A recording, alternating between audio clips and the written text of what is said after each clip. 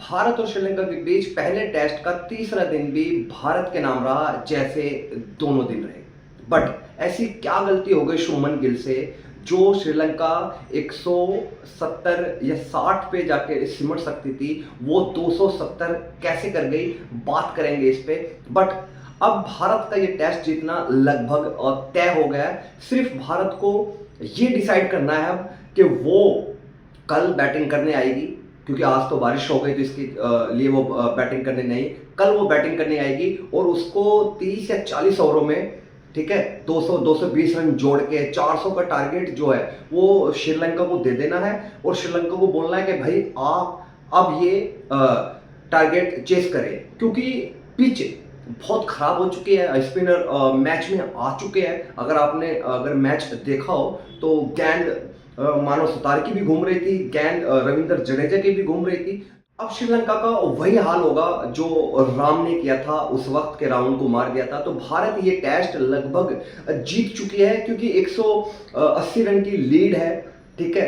दोबारा बैटिंग करने आएगी, 200 तो रन वो आसपास जोड़ ही देगी। तो जो 400 का टारगेट होता है चौथी पारी में, वो हमेशा मुश्किल होता है। क्रिकेट के जो विशेषज्ञ है वो ये बोलते हैं कि भाई 400 का टारगेट अगर दूसरी टीम दे दे तो आप मानिए कि मैच जीत गए। ऊपर से हम सब जानते हैं कि पिचों का क्या हाल हो जाता है। अब ये पिच चौथे दिन की हो गई है, जहां गेंद घूमना लाजमी है और लाजमी होगा।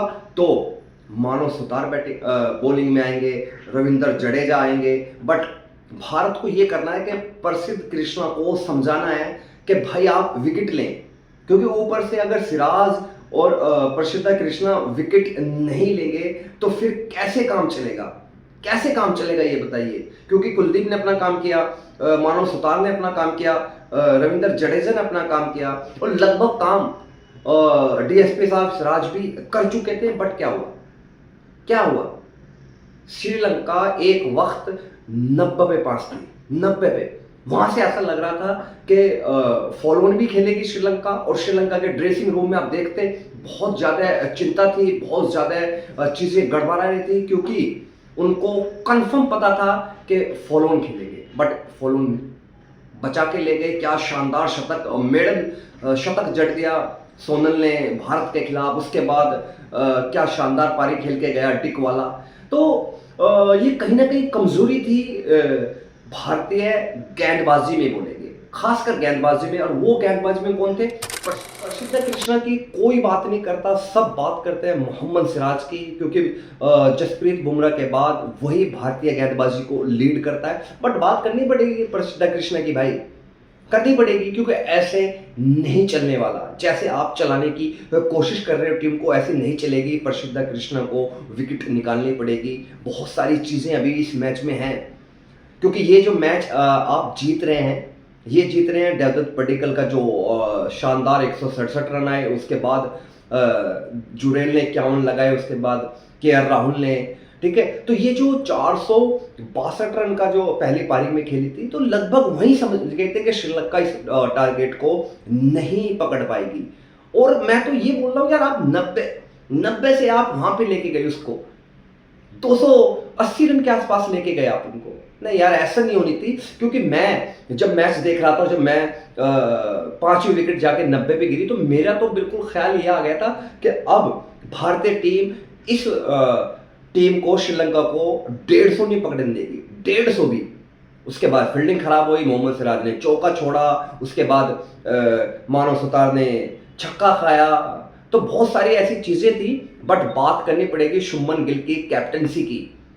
कैप्टनसी भले ही शुभमन गिल इस मैच में चल ना पाए हो, बट उनकी जो कैप्टनसी थी, कैप्टनसी में उन्होंने मतलब मजे बांध दिए। और ऐसा लगता है कि वो रोहित शर्मा के अंडर सीख के आई है कैप्टनसी, क्योंकि वो पूरी झलक दिखती है उनकी आप अगर गेंदबाजी का अटैक करना हो तो देख लीजिए, वो कभी कुलदीप को लगाते थे, कभी मानव सुतार को लगाते थे, कभी प्रसिद्ध कृष्णा को। जो उनका बॉलिंग रोटेशन था वो बड़ा जबरदस्त था, फील्डिंग बड़ी जबरदस्त थी। एक तो शुभमन गिल का सबसे अच्छी बात यह है कि सब उसके फ्रेंड टाइप है, ठीक है। तो उनको जो प्लेयर्स होते हैं उनको भी खेलने की आज़ादी होती है, उनको भी बोलने की आज़ादी होती है, उनको भी अपने जैसी फील्डिंग सेट करने की आज़ादी होती है। तो ये एक बहुत बड़ा चीज़ है, बहुत बड़ी चीज़ होती है कि आपका कैप्टन अपने प्लेयर्स को, अपने बॉलर्स को ये बोले कि भाई आप बॉलिंग कर रहे हो, आप सेट करो फील्डिंग अपनी, मैं नहीं करूँगा, आप सेट करो। ये बहुत कम देखने को मिलता है कि आपके क्योंकि कभी भी आप देख लीजिए कि कैप्टन की चलती है सब जगह, वही सेट करता है। कभी कभार होता है कि बहुत बड़ा बॉलर हो, वो बोल दे कि मुझे एक फील्डर यहाँ चाहिए, तो वही बोल सकता है। क्योंकि छोटे मोटे फील्डर तो आप बॉलर तो आप देख लीजिए, बेचारे देखते रहते हैं कैप्टन की तरफ को कि क्या करना है। तो ये शुभमन गिल की बड़ी बात है। और तो अब भारत को ये टेस्ट जीतने से कोई नहीं रोक सकता। सिर्फ एक चीज करनी है भारत को कि भारत ये कल जब बैटिंग करने आएगा तो दो सीजन खेले, उसके बाद 6 सेशन बच जाएंगे, तो 6 सेशन में तो वो श्रीलंका को उड़ा देंगे। तो अब सिर्फ ये करना है कि आपको मैक्स टू मैक्स अगर जाना है तो आप 40 ओवर तक जाइए कल, ठीक है। और 40 ओवरों में 250 के आसपास आप रन जोड़िए, और रन आप दीजिए टारगेट उनको 400 450 के बीच का, और आप फिर बॉलिंग करिए। फिर आप उतारिए मानव सुतार को, जडेजा को, कुलदीप यादव को, प्रसिद्ध कृष्णा, सिराज को, ये पूरा तबाह कर देंगे। क्योंकि बॉलिंग लाइनअप तो अच्छी है, बट मैं फिर से बोलूंगा कि आज जो इंडियन कोच है, बॉलिंग कोच मोरकल, उनको प्रसिद्ध कृष्णा को समझाने की जरूरत है कि भाई प्लीज सही गेंदबाजी करें और विकेट निकालें, ठीक है। क्योंकि अभी जसप्रीत बुमराह नहीं है, क्योंकि जसप्रीत बुमराह के जगह ही वो खेल रहे हैं। सिराज ऑलरेडी है टीम में, वो जसप्रीत बुमराह के साथ साझा करता है अपनी बॉलिंग को। बट इस वक्त जो प्रसिद्ध कृष्णा खेल रहे हैं, वो किसकी जगह खेल रहे हैं? जसप्रीत बुमराह। तो जसप्रीत बुमराह की रिप्लेसमेंट है वो, तो जस्टिस तो करें यार थोड़ा सा। जसप्रीत बुमराह अगर मैच में, एक टेस्ट में 10 विकेट 8 विकेट लेता है, तो कम से कम आप 4-5 विकेट तो निकालें। आपका इतना नाम है, या आप गुजरात टाइटंस के प्लेयर हैं, शुभमन गिल आपके कैप्टन है यहाँ भी और गुजरात टाइटंस में भी, तो आप ये समझ के टेस्ट खेलने आए हैं श्रीलंका कि भाई मेरा तो फ्रेंचाइजी का भी कैप्टन यही है शुभमन गिल, और इंडियन का भी, ये क्या बोलेगा मुझे? तो ऐसा ना करें और बड़ी जबरदस्त गेंदबाजी करें। और कल देखते हैं कि ये मैच कहाँ तक जाता है। वैसे तो ये 5वां दिन जाएगा, क्योंकि इंडिया चेस करने आएगी वो श्रीलंका, तो ये 5वें दिन तो जाएगा। बट मुझे ऐसा लगता है कि कल भी हो सकता है कि कल इस मैच का नतीजा आ जाए।